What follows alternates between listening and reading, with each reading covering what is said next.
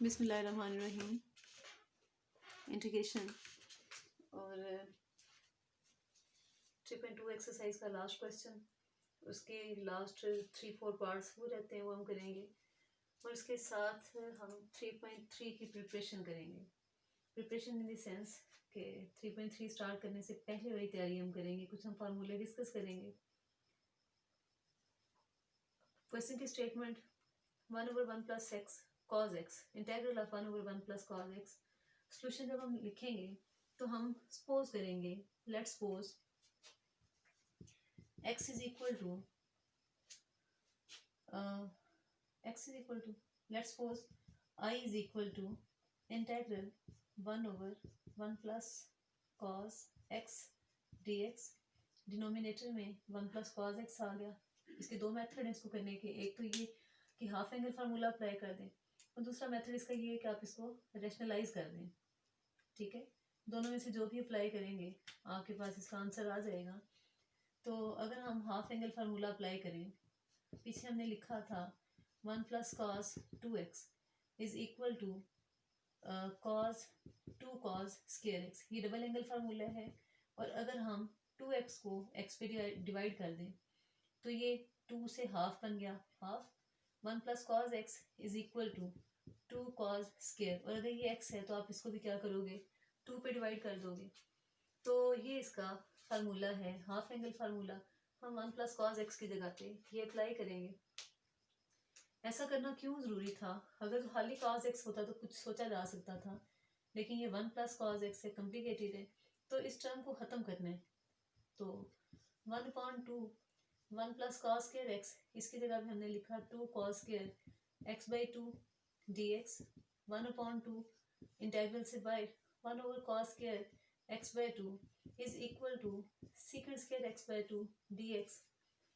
अच्छा, यहाँ पे एक और छोटा सा हैक है, छोटा सा ट्रिक है। हर वो क्वेश्चन जिसका एंगल अदर देन x हो, ठीक है, अदर देन वेरिएबल टर्म हो, अगर यहाँ पे x है तो x, t हो तो t, ठीक है, किसी फंक्शन का एंगल अदर देन x हो, किसी फंक्शन की पावर अदर देन x हो, तो उस क्वेश्चन में वो जो फंक्शन है ना, वो अदर देन x वाली जो टर्म है उसको सेलेक्ट कर लिया करते हैं, सब्सटीट्यूट करके अगर सॉल्व करना हो। अदरवाइज तो आपको पता है एंगल का डेरिवेटिव मैं डिनोमिनेटर में लिख दूंगी। चलिए इसको दोनों तरीकों से करते हैं। सेकंड स्क्वायर x का इंटेग्रल है tan x। अब ये x/2 है तो x/2 आएगा और x/2 का इंटेग्रल x/2 का डेरिवेटिव डिनोमिनेटर में लिखेंगे तो ये इससे कैंसिल और आपके पास जो बचेगी टर्म वो होगी tan x/2 + c। और अगर मैं इसका अल्टरनेट चलाऊं, यहाँ से मैंने कहा कि एंगल अदर देन x हो तो एंगल को लेट कर लेते हैं। Let's suppose x/2 is equal to t 1/2, x का डेरिवेटिव 1, t का डेरिवेटिव dt/dx। अगर मैं dx को उस साइड पे ले जाऊँ, 2 को उधर ले जाऊँ, इधर का मान उधर कर दें तो क्या होगा, 1/2 लिखा, इसे मैं लिखूंगी secant स्क्वायर t, ठीक है, और dx की जगह पे मैंने लिखा 2 dt। ये 2 और ये 2 कैंसिल, ये नोमिनेटर में था, न्यूमिनेटर में और ये डिनोमिनेटर में। secant स्क्वायर t जो है इसको जब हम इंटीग्रेट करेंगे तो ये बन जाएगा tan t + c, और t जो है वो आपने लेट किया था x/2 को। तो अब हम ऐसा करते हैं कि बैक सब्स्टिट्यूट किया और मैंने इसे लिख दिया tan x/2 + c। देखें दोनों केसेस में आंसर बिल्कुल सेम है।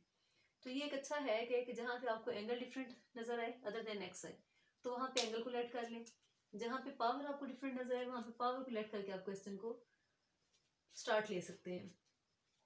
11th पार्ट है इसी क्वेश्चन का और स्टेटमेंट है integral ax/ax² + 2bx integral ax/ax²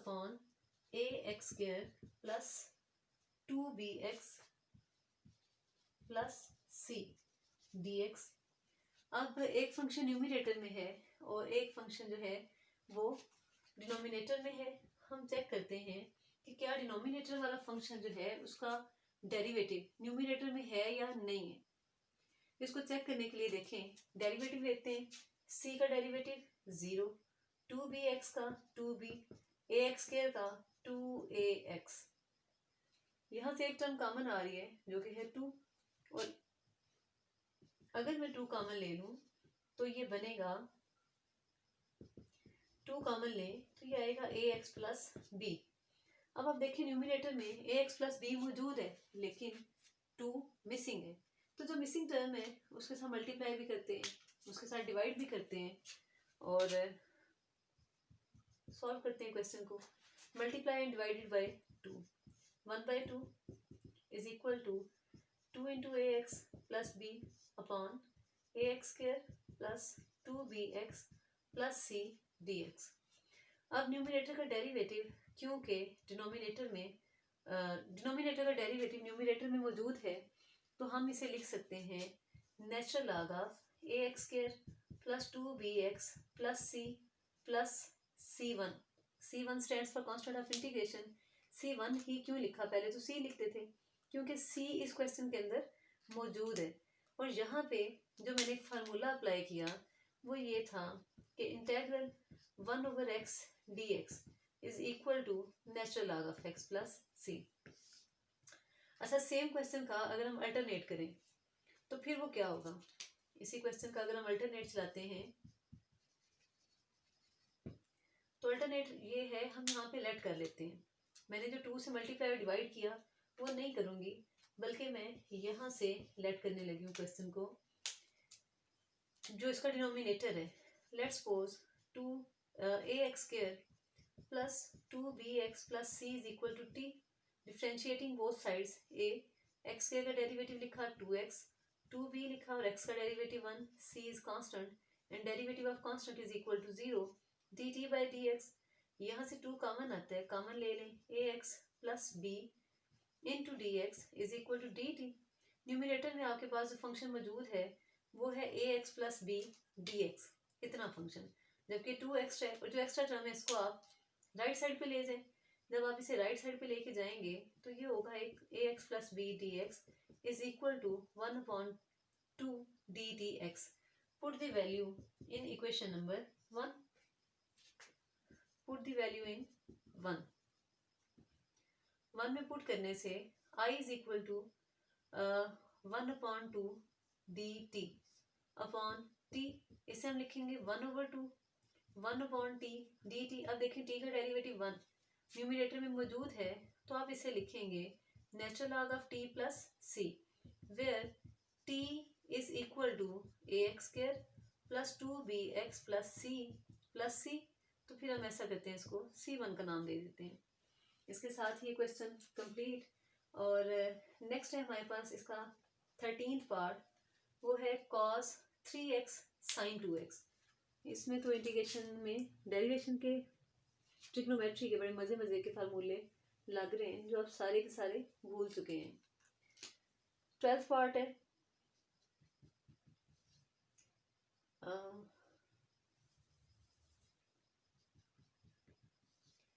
integral cos 3x sin 2x, cos 3x sin 2x dx। अब ये cos वाला फंक्शन और sin वाला फंक्शन मल्टीप्लाई होके आ रहा है। अगर तो इसका एंगल सेम होता, जैसे sin 2x होता, cos 2x होता, या sin 3x होता, cos 3x होता, तो फिर मैं यहाँ पे जो फार्मूला अप्लाई करती ना, वो फार्मूला मेरे पास ये होना था 2 sin theta cos theta is equal to sin 2 theta. लेकिन क्योंकि दोनों का एंगल सेम नहीं है इसलिए मैं ये वाला फार्मूला अप्लाई नहीं करूँगी, लेकिन आप लोग इसे याद करें, नेक्स्ट क्वेश्चन में ये यूज़ होगा। इसके अलावा हमने यूनिट नंबर 10 में एक फार्मूला पढ़ा था और वो ये था कि cos p sin q, ठीक है, और cos p sin q नहीं, हमने एक फार्मूला पढ़ा था since 2 cos p sin q। अगर cos पहले आए और sin बाद में आए तो दोनों फंक्शन साइन के ही होते हैं, लेकिन बीच में नेगेटिव साइन होता है और हम इसे इस तरह से लिखते हैं sin p plus q minus sin p minus q। अब अगर हम इसे उस क्वेश्चन के साथ मैच करें तो हमारे पास जो है वो p जो है वो 3x है जबकि q 2x है। लेकिन इस क्वेश्चन में फार्मूले में 2 लग रहा है लेकिन क्वेश्चन में 2 नहीं है, तो हम ऐसा करते हैं कि पहले तो इस क्वेश्चन को 2 से मल्टीप्लाई और डिवाइड करते हैं। दूसरा ऑप्शन ये भी है कि इस 2 को आप दूसरी साइड पे ले जाएं और डायरेक्ट लिखते हैं I is equal to 1/2 2 cos 3x sin 2x dx। तो हमने इसे लिखा 1/2 integral sine 3x plus 2x minus sine 3x minus 2x और ब्रैकेट में लिखते हैं, इसे क्लोज करते हैं dx which is also written as 1/2 sine 5x minus sine x dx। इन दोनों को अलग अलग इंटीग्रेट कर दिया 1/2 sine 5x dx minus integral sine x dx। तो 1/2 साइन x का इंटेग्रल होता है माइनस का कॉस x और साइन के एंगल का डेरिवेटिव डिनोमिनेटर में लिखा minus minus cos x upon 1 क्योंकि x का डेरिवेटिव क्या है 1 प्लस हमने लिखा c माइनस माइनस प्लस, इसको आप पहले लिख दें 1/2 cos x minus cos 5x upon 5 plus c। और इसी एक्सरसाइज का आई थिंक ये लास्ट क्वेश्चन है और this one is second last. cos 2x minus 1 upon 1 plus cos 2x cos 2x minus 1। चलें जी, इसका 13th पार्ट है integral cos 2x minus 1 upon 1 plus cos 2x और dx। मैं दोबारा से उन्हीं दोनों फार्मूलों का जिक्र करूंगी जो हमने लास्ट लेक्चर में पढ़े और वो थी डबल एंगल फार्मूला, वो था 1 plus cos 2 theta is equal to 2 cos theta and 1 minus cos 2 theta is equal to 2 sin square theta. और अगर इन दोनों फार्मूलों को मैं यहाँ पे अप्लाई करूँ तो मेरे पास ये बनेगा इस तरह से इंटेग्रल cos 2x minus 1, जबकि यहाँ पे क्या है 1 minus 2x, तो मुझे यहाँ से माइनस अगर मैं कॉमन ले लूँ तो ये होगा minus 2 sin square x upon 2 cos square x dx। इस 2 को इस 2 से कैंसिल किया तो यहाँ पे हमारे पास जो सॉल्यूशन बनेगा वो होगा I is equal to minus integral sine square x upon cos square x dx which is again equal to tan square x dx। मेरी आपसे फर्स्ट लेक्चर में ये बात थी आई थिंक कि 4 ट्रिग्नोमेट्रिक रेशियोज जो हैं साइन कॉस टेन और कॉट, अगर उन पे स्केयर आ जाए जैसे sine square x cos square x ten square x, तो आप उसे डायरेक्टली इंटीग्रेट नहीं करते बल्कि आप उसको सब्सटीट्यूट करते हैं किसी और फार्मूला में। Tan square x is equal to secant square x minus 1 dx minus integral secant square x dx minus minus plus integral 1 dx minus tan x plus x plus c। अच्छा, अब इसका जो last question है इसी exercise का question number 14, वहाँ पे statement है integral ten square x dx। तो अगर वो क्वेश्चन आए तो यहाँ से आपने स्टार्ट लेना है और ये वाला माइनस का साइन नहीं होगा, यानी उसका आंसर बनेगा, इस क्वेश्चन को जब आप सॉल्व करेंगे तो आंसर आएगा ten X minus X plus C. इसके साथ एक्सरसाइज 3.2 कंप्लीट। और अब हम कुछ यूज़फुल जो है सब्सटीट्यूशंस करते हैं, कुछ यूज़फुल फार्मूलाज करते हैं। नेक्स्ट हम सब्सटीट्यूशन के कुछ फार्मूले कर रहे हैं, इंटीग्रेशन बाय सब्सटीट्यूशंस। और इसका फर्स्ट फार्मूला है integral 1/a² plus x² dx।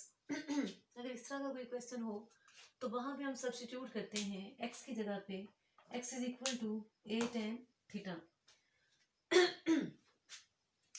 इसी तरह से अगर हमारे पास ये क्वेश्चन इस तरह से हो इंटेग्रल 1/a² माइनस x² और इसके ऊपर हो स्क्वायर रूट होना चाहिए एग्जैक्टली स्क्वायर रूट हो dx, तो हम क्या करते हैं, हम पुट करते हैं x is equal to a sine theta.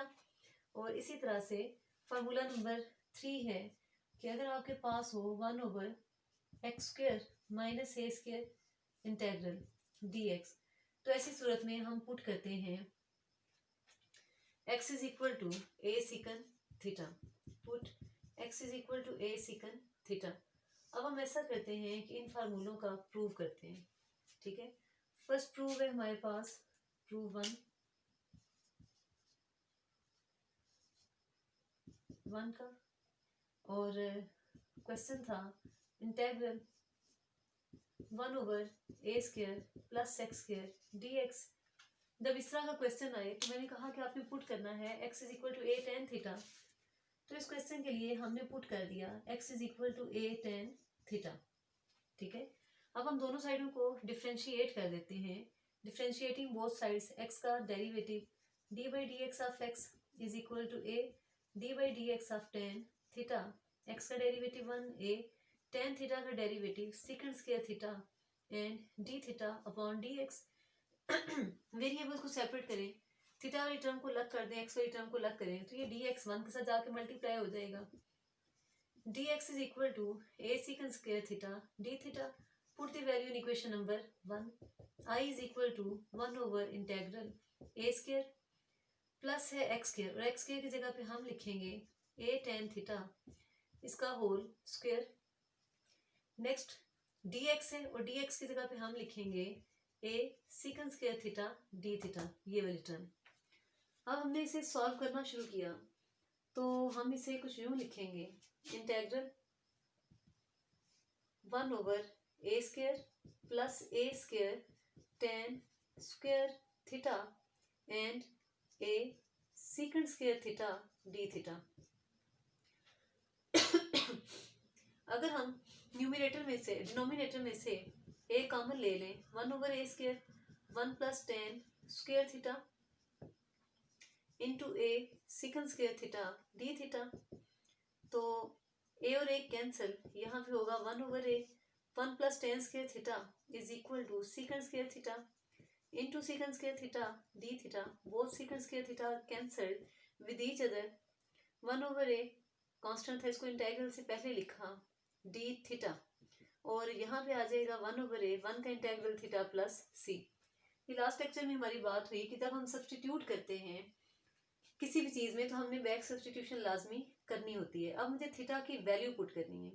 Theta की वैल्यू हर क्वेश्चन में, हर क्वेश्चन में जो थीटा की वैल्यू होगी वो वहां से आएगी जहां से आप सब्सटीट्यूट करते हैं। यहाँ से आपने सब्सटीट्यूट किया, इसको हम नाम दे देते हैं इक्वेशन नंबर 2 का। सब्सटीट्यूट किया था हमने x upon a, x is equal to a tan theta, a tan theta से मल्टीप्लाई हो रहा है, इसको आप लेफ्ट साइड पे लेकर जाएं। x upon a is equal to tan theta implies n। अगर हम tan को दूसरी साइड पे ले जाएं तो ये बनेगा tan inverse x over a is equal to theta. Now put the value of theta in equation number 2, और इस तरह से i is equal to integral integral नहीं है 1/a थीटा, थीटा की जगह पे आपने लिखा tan inverse x over a plus c। अब ये जो i था ये किसके इक्वल था, integral 1/a² plus x² dx is equal to 1/a tan inverse x over a plus c। अब ये आपके पास एक फंडामेंटल थ्योरम है, ये एक ऐसा फार्मूला है जो बहुत ज़्यादा इंटीग्रेशंस में यूज़ होगा। तो ये हमने इस फार्मूले की कंस्ट्रक्शन की 1/a² प्लस x²। अब हम अगले फार्मूले की कंस्ट्रक्शन करते हैं और उसको हम प्रूफ करते हैं। सेकंड फार्मूला था integral 1/a² minus x² dx, और हमने इसके लिए लिखा था कि पुट करें x is equal to a sine theta. Same इसी मेथड को फॉलो करते हुए हम यहाँ पे लिखेंगे put x is equal to a sine theta, x का डेरिवेटिव dx, a लिखा, साइन थीटा का derivative cos theta d theta. इसको हम यहाँ पे इक्वेशन नंबर 1 में पुट करेंगे तो हमारे पास जो रिजल्ट बनेगा वो कुछ यूँ होगा, i is equal to integral 1/a²। x की जगह पे जब हमने पुट किया a साइन थीटा इस तरह से, और dx की जगह पे हम लिखेंगे a cos theta d theta, integral 1/a² minus a² sine square theta इसका square root into A cos theta D theta. Integral 1/a² अगर हम कॉमन लेते हैं तो 1 minus sine square theta into A cos theta D theta. और ये हमारे पास ट्रिग्नोमेट्रिक रेशो है कि 1 minus sine square theta is equal to cos square theta. हमने इसकी जगह पे वैल्यू पुट की तो हमारे पास जो आंसर होगा 1/a² into cos square theta और इसका है square root into A cos theta D theta is equal to integral 1/a cos theta D theta. यहाँ पे सॉरी था A cos theta D theta. A cos theta cancel, integral 1 D theta और 1 का integral क्या है theta plus सी। अब theta कहाँ से निकालेंगे? जैसा कि मैंने पहले कहा कि थीटा वहाँ से आता है जहाँ पे आप लेट करते हैं, ये put x is equal to a sine theta. और अगर मैं यहाँ से थीटा निकालूँ तो वो कैसे निकलेगा? X upon a is equal to sine theta. और अगर मैं साइन को उस साइड पे ले जाऊं तो sine inverse x over a is equal to theta. ये जो वैल्यू आई है इसको पुट कर दें यहाँ पे इक्वेशन नंबर 2 में और इस तरह से आपके पास है इंटेग्रल, ये आई था और आई किसके इक्वल है 1/a² माइनस x² का square root is equal to theta की जगह पे हमने लिखा sine inverse x over a plus c. और ये हमारे पास सेकंड फंडामेंटल एक्सियम या थ्योरम या आइडेंटिटी कुछ भी कह लें तो ये हमारा बहुत इंपॉर्टेंट सब्स्टिट्यूशन का फार्मूला बना। Third substitution formula integral 1/x² minus a²। तो जब ये फार्मूला होगा तो मैंने लिखा कि हम पुट करेंगे x is equal to a secant theta. तो अब हम ये same formula x² minus a² बिल्कुल वैसी टर्म आ रही है तो हम इसके लिए हम लेट कर लेंगे कि x is equal to a secant theta. ठीक है, अब हम दोनों साइडों को डिफ्रेंशिएट करते हैं। d by d x of x is equal to a d by d x of secant theta D theta. x का डेरिवेटिव 1, सीकन थीटा का derivative secant theta tan theta D theta upon d x को side पे ले जाए। dx is equal to a secant theta tan theta D theta. Put the value in equation number 1 और हम यहाँ पे लिखेंगे i is equal to 1 upon x किसके इक्वल है a secant theta x² minus a²। तो x की जगह पे हमने लिखा a सीकन थीटा इसका स्क्वायर माइनस a² सारे का स्क्वायर रूट। नेक्स्ट क्या है dx और dx की जगह पे हम क्या लिखेंगे a secant theta tan theta D theta. यहाँ पे मैंने लिखा a secant theta tan theta D theta. ये जो a सीकन थीटा है और ये a सीकन थीटा है ये दोनों तो कैंसिल। जब ये दोनों कैंसिल हैं तो हमारे पास जो आंसर बनेगा वो होगा integral tan theta D theta upon a² secant square theta minus a²।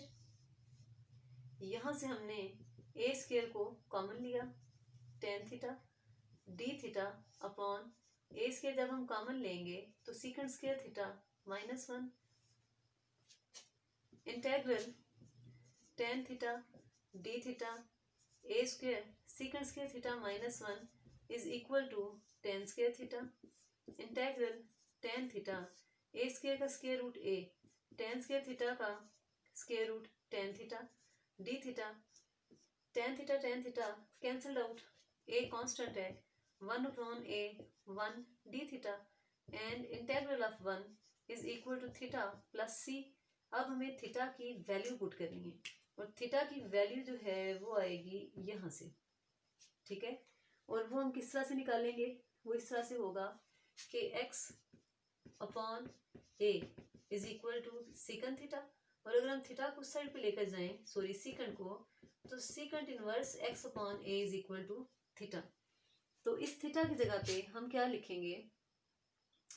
हम लिखेंगे जनाब integral is equal to 1/a और थीटा किसके इक्वल है जी? Secant inverse x over a plus C. अच्छा, यहाँ से हमने जो डिडक्शन लेनी है वो ये है कि अगर हमारे पास क्वेश्चन इस टाइप से हो, integral 1/x into x square minus a square d x, तो उसका जो आंसर होगा, जो वहाँ से बनने वाला फार्मूला है, वो इक्वल होगा secant inverse x over a plus सी। ठीक है, ये तीनों हमारे पास सब्स्टिट्यूशन के फार्मूले हैं। इसके साथ ही आज का लेक्चर क्लोज करते हैं और कल इंशाल्लाह हम इसकी नेक्स्ट एक्सरसाइज 3.3 स्टार्ट करेंगे। अल्लाह हाफिज़।